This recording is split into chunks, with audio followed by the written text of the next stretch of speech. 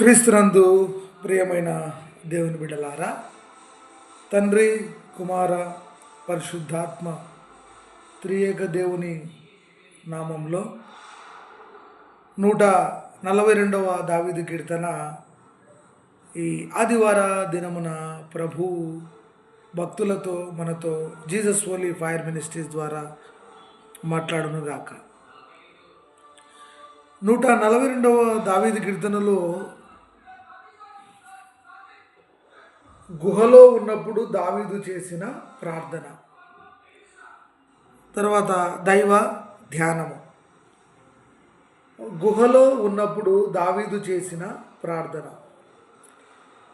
దావీదు మహారాజు, ఆయన ఒక గొర్రెల కాపరిగా ఉంటూ ఉన్నాడు. అయితే మనం అనుకుంటాము, రాజులకు సమస్యలు ఉండవా, జ్ఞానులకు సమస్యలు ఉండవా, బుద్ధిమంతులకు సమస్యలు ఉండవా, బుద్ధిహీనులకే ఉంటాయా అంటే, మరి దేవుణ్ణి ఆరాధించే వ్యక్తిగా మహారాజు అయిన దావీదుని మనం చూస్తున్నాం.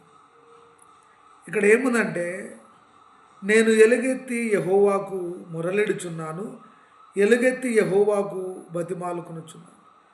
దావీదు భక్తుడు మొదటగా ఈ యొక్క అధ్యాయంలో ఆ గుహలో ఎందుకు ఉన్నాడు, అసలు గుహ అంటే ఎవరికి కనపడకుండా దావీదు ఎందుకు ఆ గుహలో దాక్కున్నాడు అంటే, తన జీవితంలో 51వ దావీదు కీర్తనలో అంటాడు, దేవా నా యందు శుద్ధ హృదయమును కలుగజేయము, నా అంతరంగంలో స్థిరమైన మనస్సును నూతనముగా పుట్టించు. అయితే ఈ ఉదయకాల సమయంలో ఆదివార దినమున భక్తుడా, నువ్వు ఏ గుహలో ఉన్నావు? పాపం అనే గుహలో ఉన్నావా? అపవిత్రత అనే గుహలో ఉన్నావా? అజ్ఞానం అనే గుహలో ఉన్నావా? మోసం అనే గుహలో ఉన్నావా?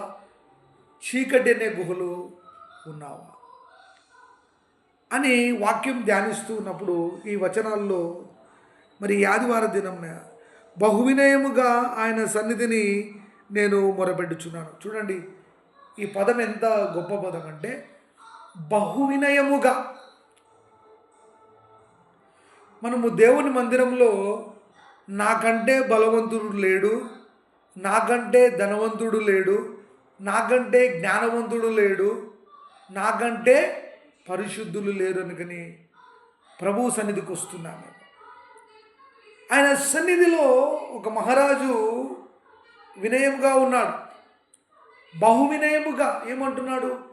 ఎలుగెత్తి మొరపెట్టుచున్నాను. తర్వాత ఏమంటున్నాడు? యెహోవాను బతిమాలుకొనుచున్నాను. ఎందుకంటే నా పాపము నా దేవునికి తెలిసి ఉన్నది. ఆ జిగట గల దొంగ ఊపిలో మహారాజు గారు ఉన్నప్పుడు దేవుడు దావీదును దర్శించినట్లుగా చూస్తున్నాడు.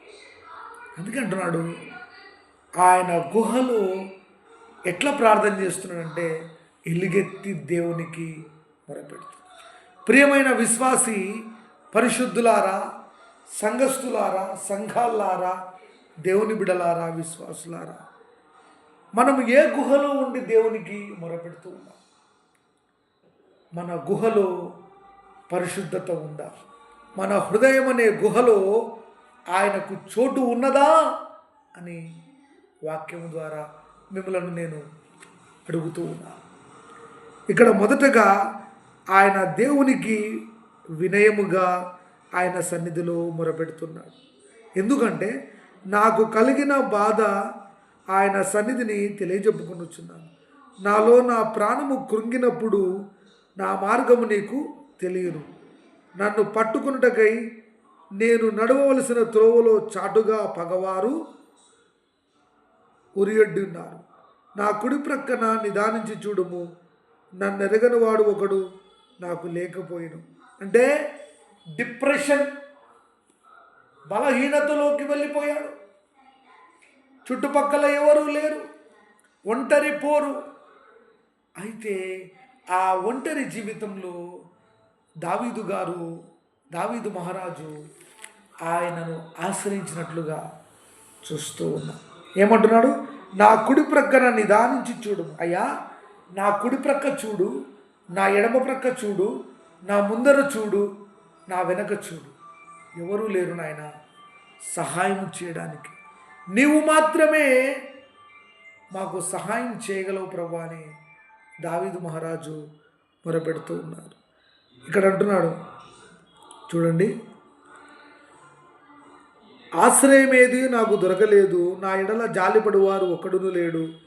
యెహోవా, నేను నీకు మొరపెట్టుచున్నాను, నా ఆశ్రయ దుర్గము నీవే, సజీవులున్న భూమి మీద నా స్వాస్థ్యము నీవే అని నేను అనుకుంటుని, నేను చాలా కృంగి ఉన్నాను, నా మొర చెవేగ్గుము. నన్ను తరుమువారు నాకంటే బలిష్ఠులు, వారి చేతిలో నుండి నన్ను విడిపించు. మొదటగా దావీదు దేవునికి బతిమాలుకొనుచున్నాడు, వినయముగా దేవుని సన్నిధిలో మొరపెడుతూ ఉన్నాడు. ప్రియమైన విశ్వాసి, నీ ప్రార్థన దేవుని సన్నిధిలో ఎలా ఉంది? నా ప్రార్థన దేవుని మందిరంలో ఎలా ఉంది? గర్వపడుతున్నామా? అహంకారమైనామా? ధనము చూసి, బలము చూసి, జ్ఞానము చూసి, నీ బంధువర్గం, నీ బలవర్గం, ఇవన్నీ కూడా ఏది మనల్ని ఆదుకోదు. కానీ బహు వినయముతో యెహోవాకు మనము మొరపెట్టాలి. మూడోది, ఆయనకు దావీదు ఏమంటున్నాడంటే, అయ్యా, నేను చాలా కృంగిపోయినా, నన్ను తరిమేవారు బలిష్ఠులు. అందుకే అంటున్నాడు, బలవంతుల చేతిలో నుండి బలహీనులను విడిపించి ఆశీర్వదిస్తాడు యేసు ప్రభు. ఈ లోకంలో జయించడానికి మన డబ్బు, మన జ్ఞానం, మన బలం సరిపోదు. ఆయనే దావీదు పక్షంగా యుద్ధము చేసే దేవుడుగా ఉంటుంది. తరువాత, నేను నీ నామమునకు కృతజ్ఞతాస్తుతులు చెల్లించినట్లు చెరస్సాలలో నుండి నా ప్రాణంను తప్పించుము. అప్పుడు నీవు నాకు మహోపకారం చేసిన చూసి నీతిమంతులు నన్ను బట్టి అతిశయపడుతుంది. ఎంత గొప్ప మాట కదా! ఏమంటున్నాడు ఇక్కడ? నేను నీకు నీ నామమునకు కృతజ్ఞతాస్తుతులు అంటే శ్రమ వచ్చినప్పుడు దేవుణ్ణి ఆరాధించే బిడ్డలుగా ఉంటున్నారు. ఆరాధనలో శక్తి ఉంది, స్తుతి ఆరాధనలో జ్ఞానం ఉంది, స్తుతి ఆరాధనలో అద్భుతాలు జరుగుతాయి. రాత్రికాల ప్రార్థనలో దేవుడు అనేకులతో మాట్లాడతాడు. మరి గత ఆల్నైట్లో సిసి సంఘంలో దేవుడు ఆరాధిస్తున్నప్పుడు సాక్ష్యం మాత్రమే, గొప్ప కోసం కాదు. మేమంతా కలిసి సంఘక్షేమం కొరకు ప్రార్థించినప్పుడు మరి ఒక సహోదరి ప్రిన్సిపల్ గారు వాక్యం చెప్పాలి, రెండో సందేశం. స్తుతి ఆరాధనలో బాగా లోతుగా వెళ్ళి ప్రభును మేము ఆరాధిస్తున్నప్పుడు, నేను మోకాళ్ళ మీద ఉండి ప్రభును స్తుతిస్తున్నప్పుడు ఆమె చెప్పాల్సిన వాక్యాన్ని దేవుడు ఆమెతో మాట్లాడి ఆ స్థుతిలో దేవుడు ఏం చెప్పాలి అనేది ఆమెకు చూపించినట్లుగా సాక్ష్యం చెప్పింది ఆ సిస్టర్ గారు. అంటే నీవు బలహీనుడవే, నేను బలహీనుడిని, ఆయన బలవంతుడు, ఆయన శక్తివంతుడు, ఆయన ఆరోగ్యం ఇవ్వగలడు, ఆయన స్వస్థత ఇవ్వగలడు, ఆయన సంఘంలో సమాధానం, ప్రజల మధ్య సమాధానం, స్నేహితుల మధ్య సమాధానం, బంధువుల మధ్య సమాధానం, ఆర్థిక ఇబ్బందుల మధ్య సమాధానం. అందుకే సమాధానపరచువారు ధన్యులు, వారు దేవుని కుమారుణ్ణి అనబడుతున్నారు. అందుకంటాడు, ఎవడైనా నువ్వు దేవుని ఆలయమును పాడు చేసినడలా దేవుడు వారిని పాడు చేయ. అందుకే నా జీవితంలో, నీ జీవితంలో దేవుడు స్వస్థపరిచే దేవుడుగా ఉన్నాడు, ఆశీర్వదించే దేవుడుగా ఉన్నాడు. చిన్న చిన్న సమస్యలు ఉంటాయి, అనారోగ్యం ఉంటుంది, కుటుంబంలో ఉంటుంది, పేదరికం ఉంటుంది. అందుకే అంటున్నాడు దావీదు, ఏమంటున్నాడు? అయ్యా, నీవు నాకు చేసిన ఆ గొప్ప కార్యము చూసి నీతిమంతులు నన్ను బట్టి అతిశయపడుతున్నారు. ఎంత గొప్ప మాట కదా! ఈ ఆదివార సమయంలో దేవుడు మన ఈ యూట్యూబ్ ఛానల్ ద్వారా లైవ్లో మరి అనేకులను దేవుడు ఆశీర్వదించాడు. నా జీవితంలో కూడా సమస్యలు ఉన్నాయి. ఆర్థికం ఉంది, అనారోగ్యం ఉంది, అవమానాలు ఉన్నాయి. అయితే సియోను దేవుడు దావీదును సిగ్గుపరచలేదు. మన స్నేహితులు పక్కలే ఉంటారు, మన మీద ఎన్నో కుట్రలు పన్నుతూ ఉంటారు. కానీ దేవుడు ఉద్యోగంలో, నువ్వు చేసే ఉద్యోగంలో సమస్యలు ఉంటాయి, అధికారుల కాడ సమస్యలు ఉంటాయి, ఎక్కడికి పోయినా కూడా సమస్యలు ఉంటాయి. అయితే దావీదు అంటున్నాడు, దేవా నీవు నన్ను విడిపించి ఆశీర్వదిస్తే నీతిమంతులు నన్ను బట్టి అతిశయపడుతారు. జీవితంలో ఒక పోరాటం.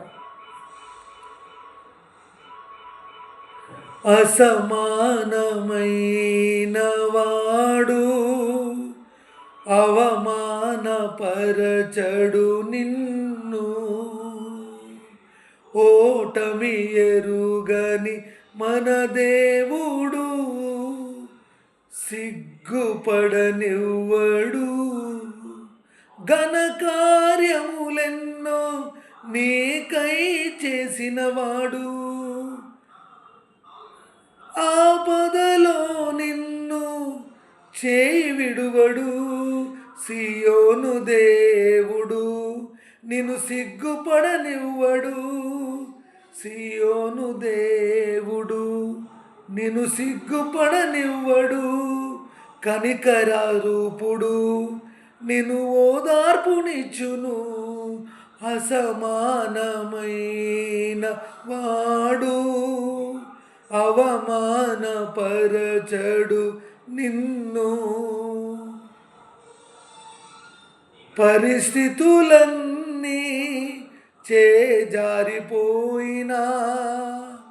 జీవితములోన ఏది మరిపోయినా, సియోను దేవుడే నిన్ను సిగ్గుపడనివ్వడు.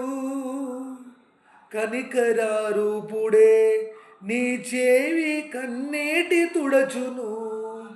అసమానమైన వాడు అవమానపరచడు నిన్ను, ఓటమి ఎరుగని మన దేవుడు ఓడిపోనివ్వడు నిన్ను. ఘనకార్యములెన్నో నీకై చేసినవాడు, సియోను దేవుడే నిన్ను సిగ్గుపడనివ్వడు. కనికరరూపుడే నీ కన్నీరు తుడచును. ప్రేమగల తండ్రి, కనికరంగల ప్రభువా, దావీదు భక్తుని జీవితంలో ఆ గుహలో చేసిన ప్రార్థన, ఆ ఒత్తిడిలో చేసిన ప్రార్థన, ఆ శ్రమలో దేవునికి మొరపెట్టినప్పుడు, దేవా నీవు తండ్రిగా రాజుగా విడిపించావు. మరి మా జీవితంలో కూడా పాపం అనే గుహ ఉందేమో, అపవిత్రత అనే గుహ ఉందేమో, అజ్ఞానం అనే గుహ ఉందేమో, మోసం అనే గుహ ఉందేమో. క్షమించండి నాయన. మా పితరుల దోషములను క్షమించండి, మా కుటుంబ పాపములను క్షమించండి. మా పాపములు మా బిడల మీదకి రాకున్నట్లుగా నీ రక్తంతో కడిగి పవిత్రపరచండి. ఈ ఆదివార దినమున పరిశుద్ధాత్మ దేవుడు రోగులను స్వస్థపరచండి, దీనులను ఆదరించండి, తండ్రి లేని వారికి న్యాయం చేయండి, ఆర్థిక అనారోగ్యంలో ఉన్నవారిని విడుదల కలిగించండి. దావీదు భక్తుడు ఏ రీతిగా ఎలుగెత్తి నిన్ను మొరపెడుతున్నాడు. సియోను దేవుడు మనల్ని అవమానపరచడు. తండ్రి, రోగుల కొరకు, అనాథుల కొరకు, దిక్కులేని వారి కొరకు, అన్యజనుల కొరకు ప్రార్థన చేస్తున్నాం. తండ్రి, ఎంతమంది బిడ్డలు అనారోగ్యంతో ఉన్నారు, మా స్నేహితులు, రక్త సంబంధికుల కొరకు ప్రార్థన చేస్తున్నాం. స్తుతి చేయుట మాకు శోభస్కరము నాయన. మా సంఘ క్షేమం కొరకు ప్రార్థన చేస్తున్నాం.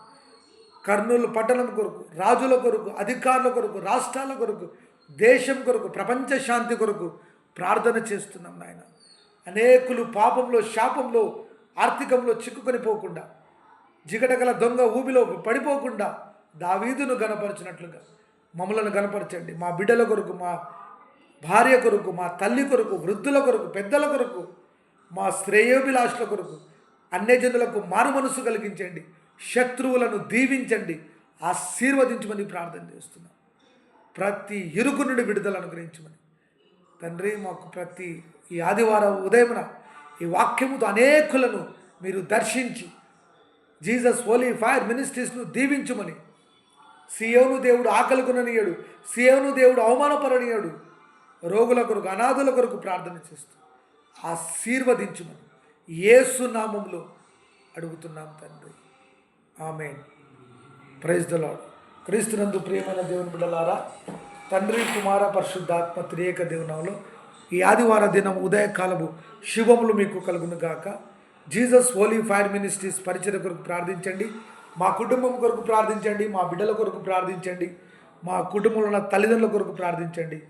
ఈ మినిస్ట్రీను బలపరచండి. ఆర్థికంగా అనేక రకాలుగా దేవుడు ఆశీర్వదించులాగున మా ఫోన్ నంబర్ 7659091876. దేవుడు మీ కుటుంబాలను ఈ ఆదివార దినమున ఆశీర్వదించునుగాక. Amen, amen, amen. Praise the lord.